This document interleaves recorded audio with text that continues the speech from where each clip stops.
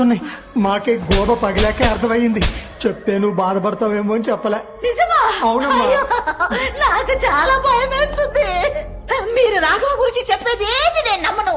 అయినా ఇంతగా చెప్తున్నారు కాబట్టి ఒప్పుకుంటాను.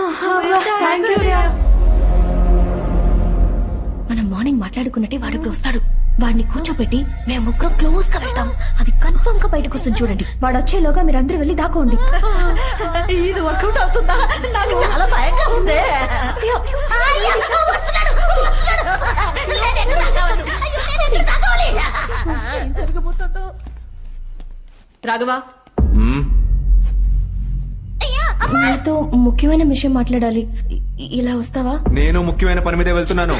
పిలుస్తున్నాం కదా, రా వచ్చి కూర్చో. కూర్చో. ఏం లేదు రాఘవ్, మేము ముగ్గురం ఫ్రీగానే ఉన్నాం. నీతో రావచ్చా? మీరు అక్కడికి రాకు.